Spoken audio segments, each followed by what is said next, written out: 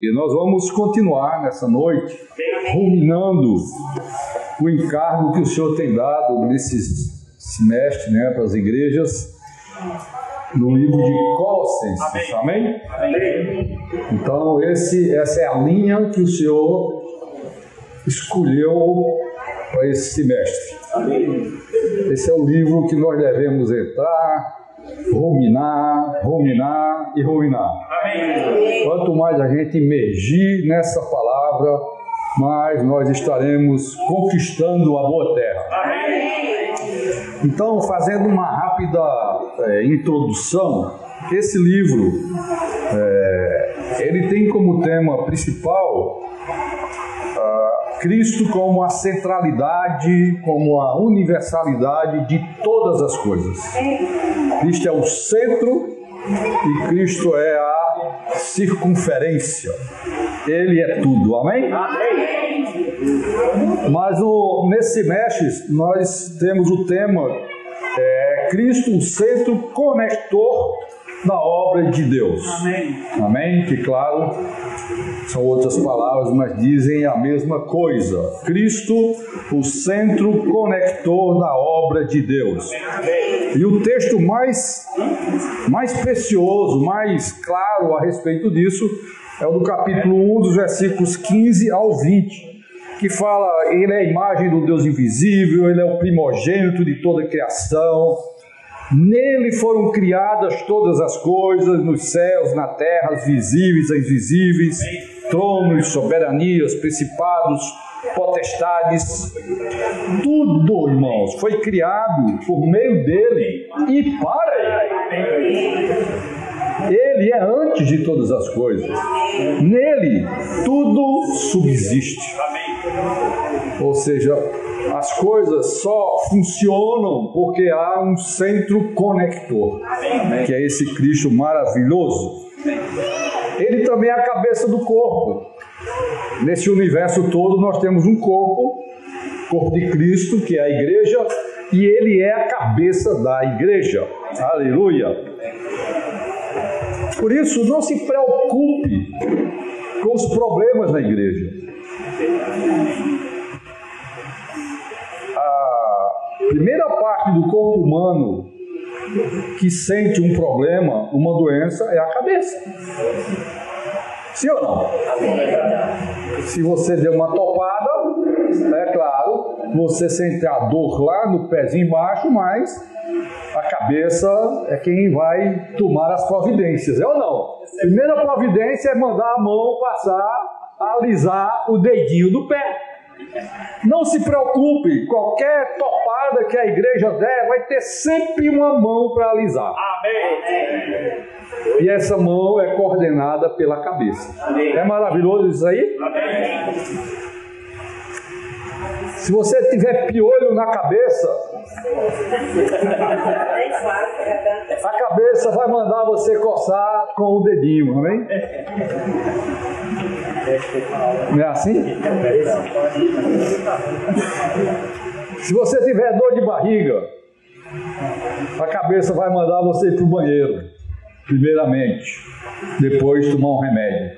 Vocês entendem que quem manda nesse negócio é a cabeça? Por que você se preocupa com a igreja?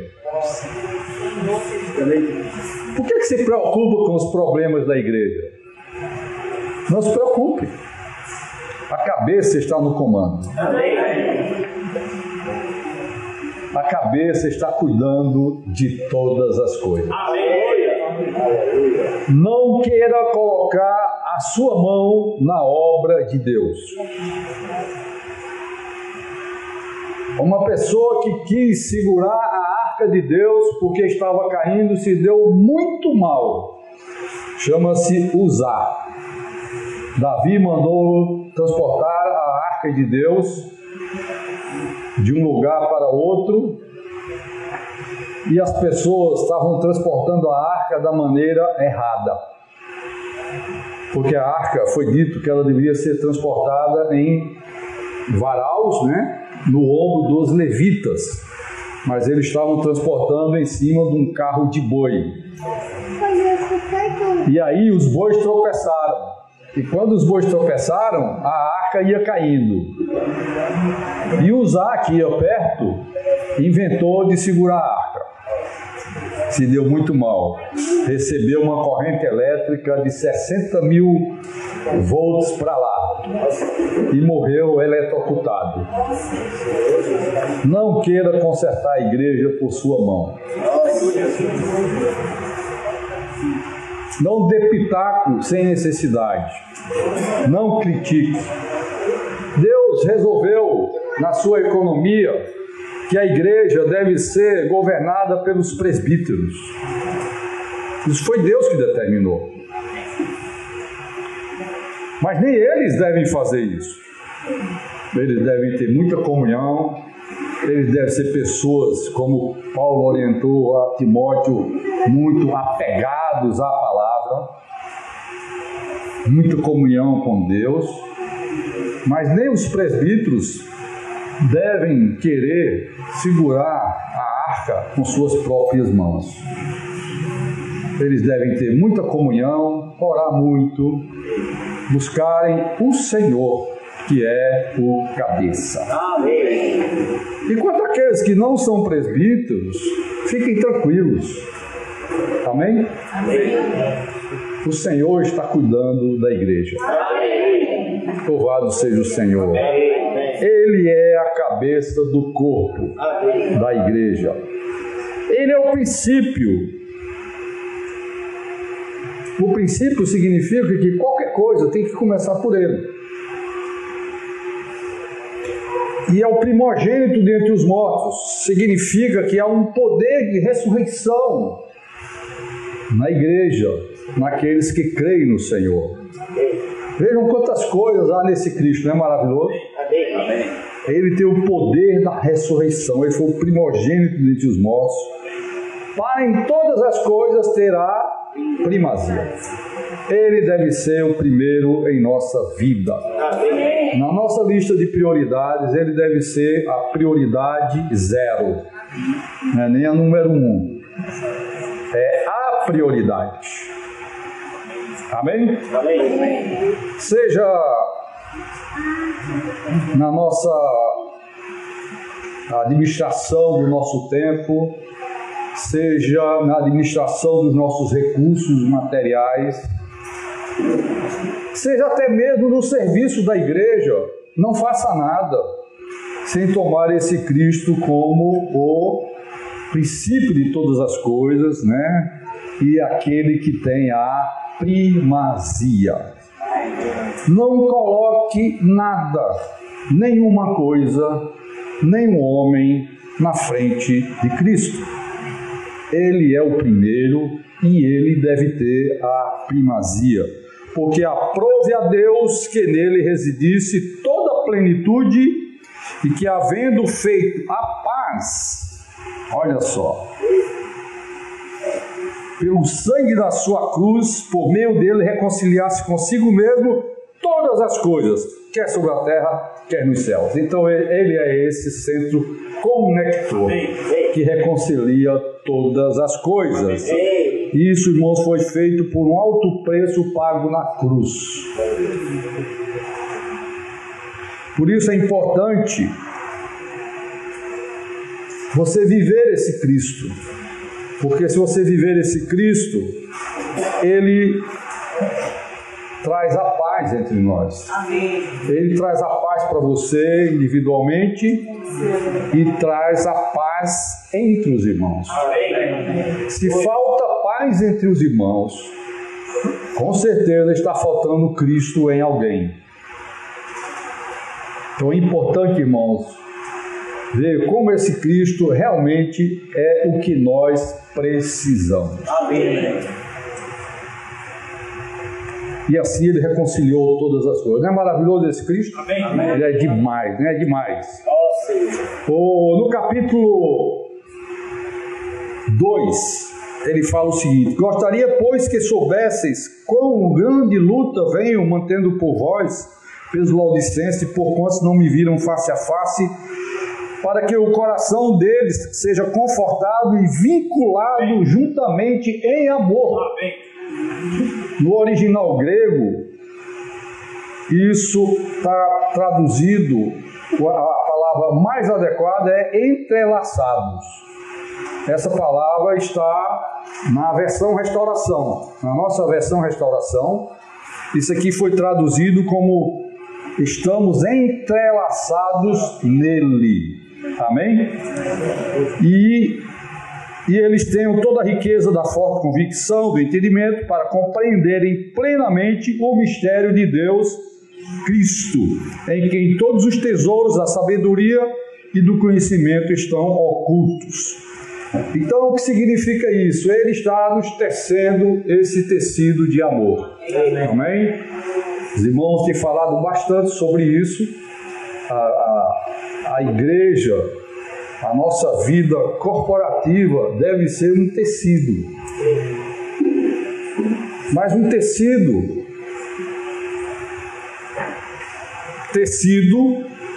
o verbo, por Deus. O tecido substantivo deve ser tecido, que é o verbo, por Deus. Não pense que você consegue juntar os irmãos por você mesmo. A única coisa que você vai conseguir é dividir. Mas juntar mesmo, tecer, só o conector, né? Na indústria têxtil é chamado de laçador, lançador ou lançadeira, né? É uma peça que existe que ela vai lá, vem cá e junta os fios horizontais com os verticais, entrelaça. Sem a lançadeira não adianta você querer fazer o tecido com a sua mão. Já prestaram atenção nisso? Essa minha camisa aqui, eu até não gosto muito dela não, porque ela é muito fininha. E ela é fininha porque os fios dela realmente, o tecido aqui, são muito finos, quase imperceptíveis. Agora imagina você querer com a sua mão traçar, tecer isso aqui. Não é verdade? Vamos desistir disso, irmão? Amém. Amém. Não é melhor esperar nesse Cristo maravilhoso? No capítulo 1, esse Cristo que tem tudo que você precisa. Amém? E Ele é quem nos entrelaça. E Ele faz isso na esfera do amor. Aleluia. Isso também foi mostrado para nós no passado, que isso é como a roda de uma bicicleta. Ela tem um eixo que junta todos os raios e isso dá uma tensão. Por causa daquele eixo, ele junta os raios e os raios juntos conseguem resistir ao peso, né, que uma bicicleta carrega, tá certo? E a roda, ela não entorta, não amassa, não se quebra por causa dos raios, mas os raios estão centrados no eixo. Você está entendendo?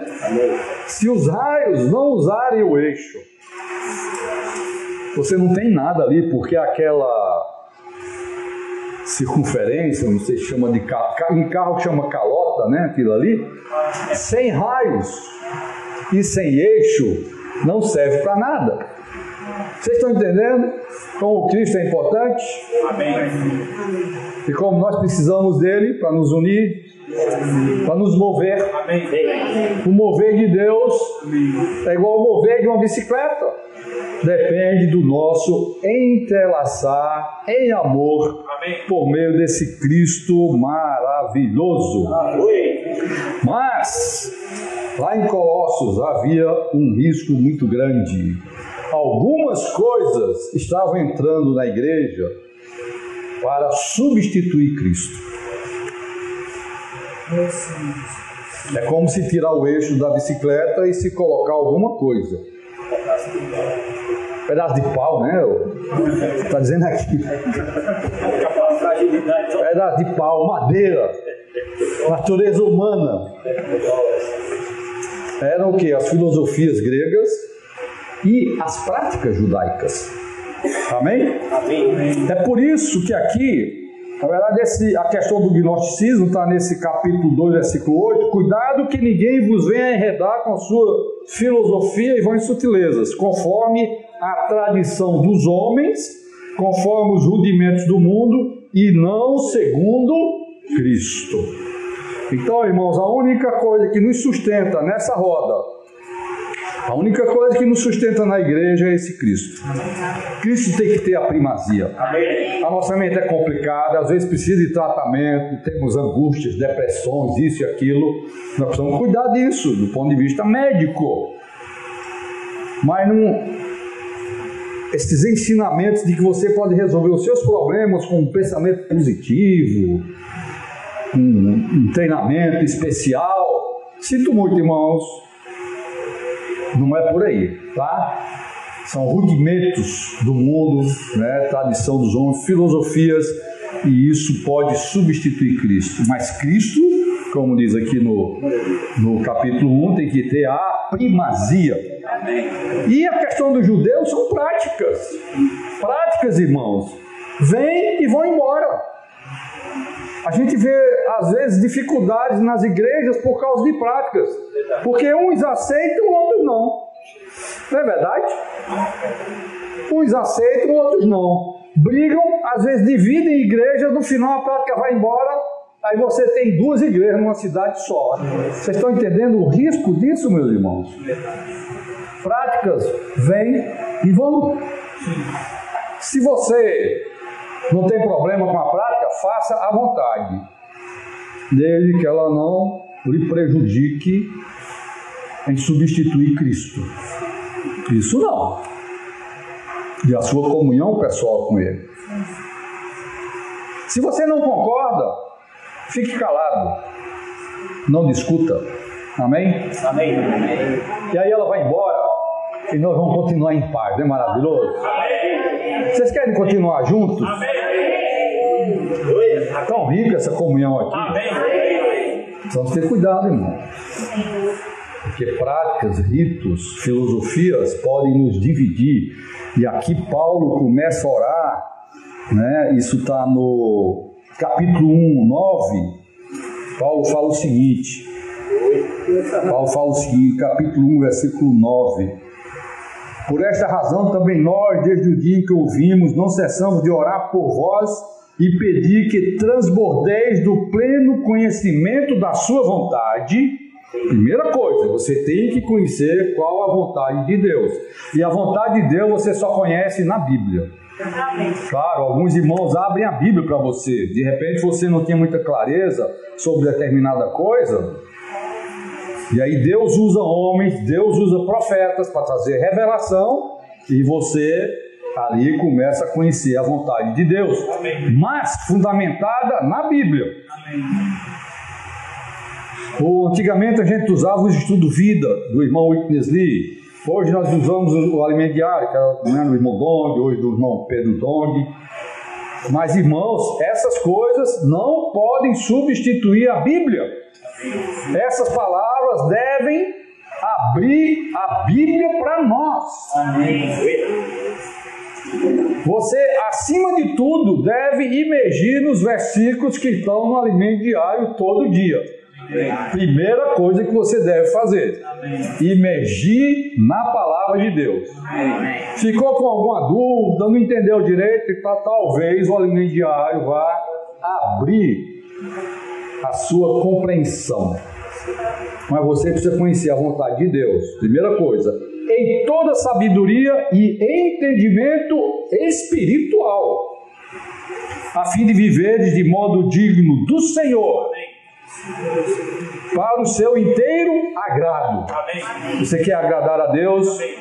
Você quer ter um viver digno de Deus? Você tem que conhecer a vontade de Deus. Amém. Frutificando em toda boa obra e crescendo. Isso é um processo.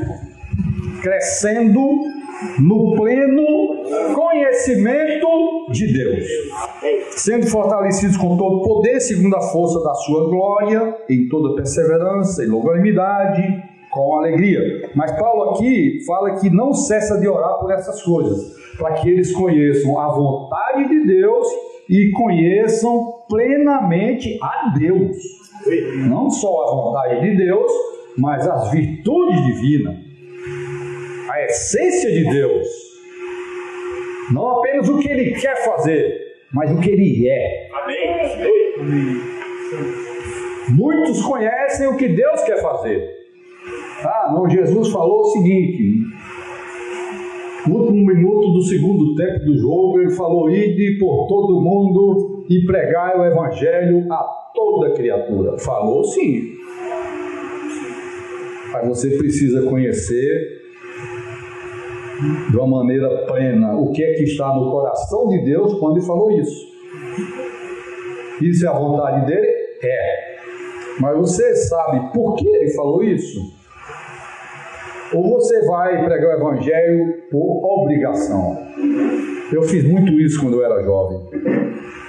Era difícil pregar o Evangelho, até porque a gente não estava na vida da igreja, não tinha muito suprimento de vida, e a gente conhecia pouco o Senhor. Amém? Então Paulo fala isso de conhecer a Deus. E no capítulo 2, versículo 2, eu já li, para compreenderem plenamente o mistério de Deus que é Cristo, tá? Muito bem. Como conhecer a Cristo, então? Como conhecer a Cristo está no versículo 6. Ora, como recebestes Cristo Jesus, o Senhor, assim andai nele, radicados e edificados e confirmados na fé, como fostes instruídos e crescendo em ações de graça. Eu quero me deter nessa mensagem. Talvez eu não consiga nem terminar o que eu preparei, mas futuramente a gente termina. É nessa questão do assim andai nele. ou no outro domingo no local 1, tá? Andai nele. Aqui mostra o nosso viver, tá? Receber é a sua regeneração. Receber é um ato, é um evento. Andai é um processo. Dá para entender? Assim como recebestes a Cristo, andai nele. Foi muito bom receber a Cristo, sim ou não? Amém. Não foi maravilhoso? Amém. Mas depois de alguns dias, você não sentiu uns probleminhas, não?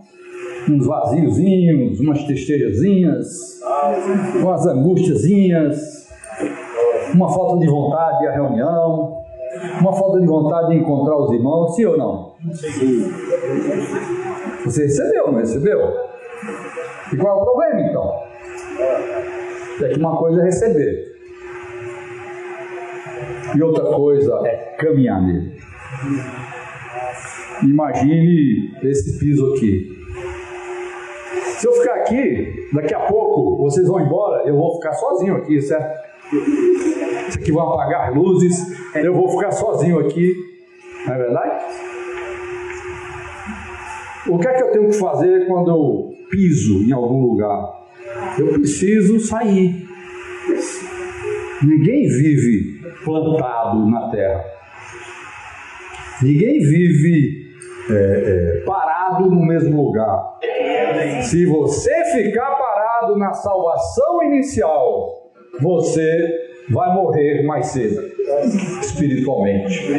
Você não vai perder a sua salvação, mas você vai perder um monte de coisa. Porque esse Cristo que você tem que andar nele, ele é a boa terra de Canaã. Amém? Amém? Amém. E agora eu quero levar vocês para Gênesis 13, capítulo 12 de Gênesis, tem o chamamento de Abraão. Uma breve reflexão sobre isso aqui, uma breve contextualização. Abraão tinha sido chamado para ser o pai de uma nova raça, porque a Torre de Babel tinha sido aquela última rebelião humana contra Deus, e Deus disse que não ia mais destruir a humanidade com água. Então ele confundiu as línguas e se tornou aquilo ali uma Babel, que significa confusão, tá? E tudo começou porque havia um homem que quis ser alguma coisa, quis ser uma celebridade, que era o Nimrod. E ali, ele falou, vamos construir essa torre para, como é que chama lá? Para tornar célebre o nosso nome. Então daí vem a questão das celebridades. Então, aí Deus deve ter feito assim. Tá difícil agora. O que é que eu vou fazer agora? Inundar tudo eu já fiz. E a raça de Adão, de Noé, inventou outra saída. O que é que nós vamos fazer agora? Vamos desistir de toda a raça criada e vamos chamar Abraão. E vamos levantar uma nova raça, a raça chamada. Amém? Amém?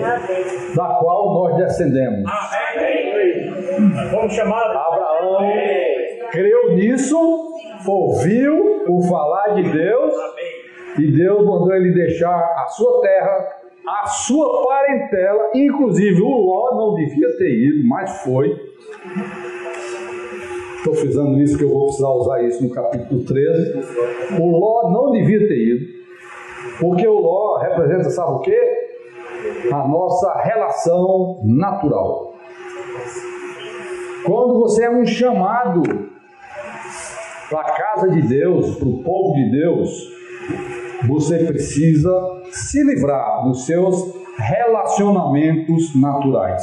Muitos problemas na igreja nós temos por causa de relacionamentos naturais. Tá? Então, o irmão que você é muito ligado a ele, daqui a pouco ele faz uma coisa que não devia ter feito e você termina encobrindo. Não leva o problema para frente, é muito seu amigo e por aí vai. Relacionamento natural é nesse sentido, tá? Não é que você vai abandonar os amigos, vai abandonar os parentes, é nesse sentido, porque Ló representa um relacionamento que veio naturalmente da família, tá certo?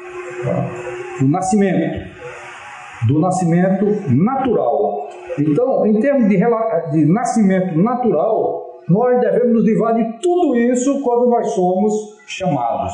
Nós somos chamados para fora da terra onde a gente estava, uma terra de ídolos, onde a gente adorava tudo quanto era coisa, onde Deus não tinha a prioridade nenhuma, onde Cristo não tinha a primazia. Você dava oportunidade para todas as coisas direcionar a sua vida, mas você não conhecia Deus. Mas um dia Deus lhe chamou. Amém. E quando Deus lhe chamou, Ele esperava que você viesse simplesmente você sozinho e a sua esposa, a Sara. Mas Ele levou o Ló. Isso não foi muito bom. Isso não foi muito bom. Muito bem. Ele foi para a boa terra, não seguiu GPS nenhum. Na verdade, o GPS dele era Deus. Só que Deus não deu a rota final. Deus só indicava, vai por aqui, vai à esquerda, à direita, sobe esse monte, desce o vale. Chegou em Siquém, ele parou. Isso está no capítulo 12, né? Ali no versículo 6, atravessou Abraão a terra até Siquém, até o carvalho de Moré. Nesse tempo os cananeus habitavam essa terra. Apareceu o Senhor Abraão e lhe disse, darei à tua descendência essa terra. Ali edificou Abraão um altar ao Senhor que lhe aparecera. Isso significa que, transferido do império das trevas para o reino do Filho do seu amor, você está agora numa outra terra. E agora você não adora mais ídolos, você adora a Deus. Amém. Então você levanta um altar ao nome do Senhor. Amém. O altar também significa o seu holocausto, a sua consagração, o seu natural a sua parentada deveria ter ficado lá, o louveiro, preste atenção, mas ainda assim foi o primeiro altar. Geralmente na nossa caminhada a gente tem estágios de consagração. Dificilmente você se consagra totalmente ao Senhor, mas você precisa chegar primeiro em Siquém. Amém? Em Siquém, mesmo com Ló do seu lado, você precisa levantar um altar ao Senhor. Amém. Amém? Amém. E se consagrar para Ele, se entregar para Ele, tá? E o que aconteceu? Passando dali para o monte ao oriente de Betel, armou a sua tenda, ficando Betel ao ocidente e Ai ao oriente. Ali edificou um altar ao Senhor e invocou o nome do Senhor. Amém? Então aqui veja que o segundo passo da consagração tem um elemento a mais.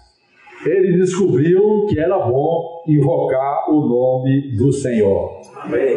Amém? O primeiro altar não tinha essa expressão. Mas agora, no segundo passo, você foi constrangido e começou a ver que você não é nada, que você não é ninguém, que você é fraco, frágil, mortal, e aí você só tem uma coisa para fazer: se consagrar e invocar o nome do Senhor. Amém. Louvado seja o Senhor. Mas, irmãos, Abraão estava no crescimento da fé, e nesse crescimento ele dava as suas quedas, e a primeira queda dele, a primeira na verdade foi trazer Ló, o primeiro problema. O segundo é que ele desceu para o Egito. Ele não acreditou plenamente que Deus daria comida para ele na boa terra de Canaã. A fé dele naquele tempo não era a fé que nós sempre ouvimos falar de Abraão. Isso mostra, irmãos, que a nossa fé é uma questão de crescimento. Amém? E a fé vem pelo ouvir. E o ouvir a palavra de Deus, a aparição de Deus. Deus precisa aparecer para você. Mesmo você carregando Ló, Deus vai aparecer para você. Mesmo você descendo para o Egito, não se preocupe, Deus vai aparecer para você. O segredo é: escute Deus. Por favor, escute Deus. E como é que Ele aparece para nós hoje? Ele aparece na sua palavra. Como é que está a sua relação com Deus e a sua palavra? Você procura Deus todo dia na palavra? Deus fala conosco primeiramente na sua palavra. Claro, já falei, o Senhor usa profetas e mestres para nos abrir a palavra. Amém. Não para outras coisas, para nos abrir a sua palavra e compreendermos melhor a sua palavra. E assim a nossa fé vai crescendo, crescendo e crescendo. Isso, então ele desceu para o Egito, mas Deus foi lá. Olha só, e no Egito, pelo amor de Deus, não dá para entender. O cara vendeu a mulher dele para o faraó. Dá para entender um negócio desse? Para livrar a pele dele. Para eu não morrer, você se faz de minha irmã. E eu não estou mentindo, porque na verdade ela era meia irmã de Abraão, né? Parece que tem esse versículo aí, né? Ele não mentiu, mas livrou a pele dele. Ele negociou valores que não deveriam ser negociados. Irmãos, na nossa vida humana, nós precisamos prestar atenção a isso. Tem valores que não podem ser negociados. Amém. Amém? Eu não vou entrar no detalhe aqui de adultério, então isso é coisa muito feia e muito baixa, mas tem outras coisas que às vezes nós abrimos mão dos princípios de Deus, dos princípios que estão na palavra de Deus, dos princípios que estão no próprio Deus, por causa de nós, do nosso ego, de livrar a nossa pele, de não morrermos. Não façam isso. Nessa hora não devemos. Sabe o que aconteceu? Ele teve que voltar para Canaã. Aí voltou. Claro, naquele tempo era a pé. Mas trazendo para o dia de hoje, diríamos que ele foi de avião e voltou a pé. Foi subindo devagarinho, sofrendo no deserto ali, sofrendo, até chegar de novo, né, lá em cima, no norte. Não vale a pena, irmãos. Amém? Amém. Nós precisamos cada vez mais ouvir o falar de Deus. E mesmo que a gente caia nessa situação, escute Deus falar, se arrependa e volte. Como Deus falou para Éfeso. Veja onde você caiu, arrepende-te e volta à prática das primeiras obras. Volta a edificar um altar ao Senhor, né? E aí, no capítulo 13, logo começou, Abraão começa a ter experiências mais avançadas. O versículo 1 diz o seguinte, aliás, eu estou querendo, antes de entrar no versículo 1, eu quero ir para o 17, que é a ligação lá com Colossenses. Lembra que eu deixei Colossenses, andai nele, tá certo? E esse Cristo é a boa terra. Então aqui em 13:17, Deus diz para Abraão: levanta-te, percorre essa terra no seu comprimento, na sua largura, porque eu te darei. Levanta-te e percorre essa terra. Aquilo que eu falei, você não pode ficar parado. Na sua experiência cristã, você não pode passar anos e anos sem sair do lugar, meu irmão. Levanta-te. Agora, antes de percorrer a terra, Abraão teve que fazer uma coisa: se separar de Ló. Ló é como a gente chama aqui? Contrapeso, né? E tem aquele negócio, você está caminhando com peso demais, né? Mala sem alça. Puxa! Imagina você caminhar com uma mala sem alça. Gostei da figura. Ló era uma mala. Era mala, Ló. Mala sem alça. Pior ainda. Então, no versículo 14, diz assim: disse o Senhor a Abraão, depois que Ló se separou dele. Disse o Senhor a Abraão, depois que Ló se separou dele. Porque no versículo 1 ao 13, mostra aquela situação que a terra estava pequena para os dois. Muito gado, briga dos encarregados, aquela velha história ali, tal. E Abraão chamou Ló e falou: olha, não dá mais. Claro que aquilo foi soberania de Deus, não é? Soberania de Deus. Você vê que por nós mesmos a gente não toma certas decisões, mas Deus deixou o gado crescer, deixou dar um monte de confusão na convivência deles. Não se preocupe, quando tem uma confusãozinha, de vez em quando é bom, tá? Para a gente abrir os olhos.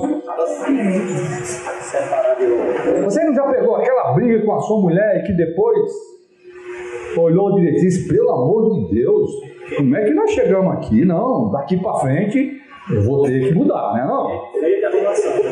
Então essa confusão não foi boa, né? Nesse aspecto aí. Então Deus soberanamente deixou e abençoou os dois. Olha só, Deus abençoou para resolver o problema do homem natural. Tá certo? Então houve a confusão dos pastores e Abraão chegou e falou: vou fazer o seguinte, outro princípio, escolhe para onde você quer ir. Você for para o norte, eu vou para o sul, se for para o oriente, eu vou para o ocidente, escolhe. Nunca toma a iniciativa de buscar o melhor para você. Espera em Deus. Amém. Deu o direito de escolha para o Ló. E o que ele escolheu? As campinhas do Jordão. Cresceu o olho, né? Nós estivemos lá, sabemos muito bem o que é que isso significa. Você desce o deserto da Judéia, seco, areia, sol causticante. Quando você chega embaixo, no Jordão, é outra coisa. Tudo verde, plantações, tudo verde. O Ló espiou aquilo ali e falou, não, eu vou para ali. Aparentemente foi complicado para Abraão, né? Mas Abraão tinha a bênção de Deus. Amém. Nunca escolha por você mesmo. Amém. E a gente sabe em que terminou a história de Ló. Foi descendo, terminou em Sodoma e Gomorra, que fica do outro lado, provavelmente do Mar Morto. E ali onde Deus destruiu, né? Com fogo e enxofre. Então, meus irmãos, não busque os seus próprios interesses. Busque os interesses de Deus e Ele vai cuidar de você. Amém.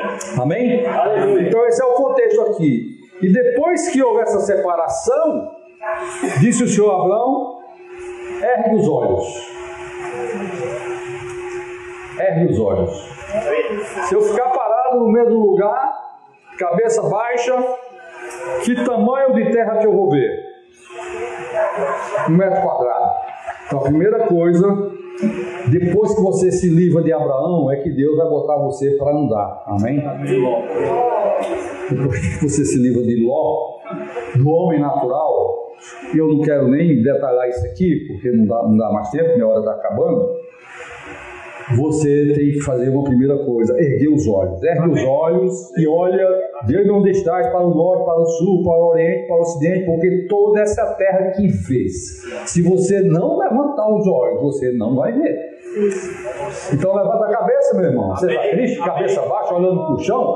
No chão só tem formiga. Ergue os olhos. Essa terra que vês. E levando para Efésios, Paulo falou que Cristo é a largura, a altura, o comprimento, a profundidade. É esse Cristo que você deve andar. Amém? Aleluia. E aí Deus faz promessas. Toda essa que vês, eu darei a ti, a tua descendência para sempre. Faria a tua descendência como o pó da terra, de maneira que se alguém puder contar o pó da terra, então se contará também a tua descendência. Promessas de Deus, amém? Mas você tem que obedecer a Deus. Primeiro, erguer os olhos. E agora, o versículo 17, levanta-te. Parece que a visão era pior ainda. Eu acho que ele estava sentado, tá? E você sentado vê menos ainda. Levanta-te, percorre essa terra. Percorre a terra. Essa é a mensagem de Deus para nós hoje. Andai nele. Percorre a terra. Número 1, deixa Ló para lá. Número 2, levanta os olhos. Número 3, levanta-te e anda. Já Jesus falou isso, não é lá para o paralítico? Sim. Percorre a terra onde? No seu comprimento e na sua largura, porque eu te darei. Promessa, meus irmãos. Temos um Cristo enorme para andar sobre ele. Quanto de largura e de comprimento de Cristo você já percorreu? Quanto?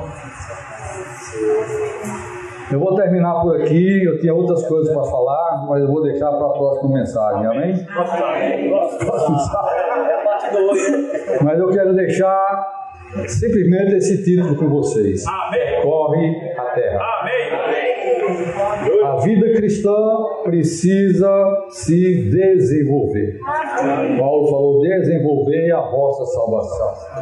Então a maneira de você se livrar das filosofias gregas e das práticas judaicas é andar nele. É percorrer a terra.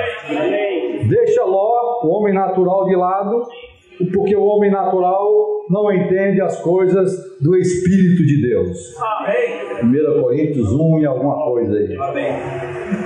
Você precisa sair do estágio de homem natural para homem espiritual.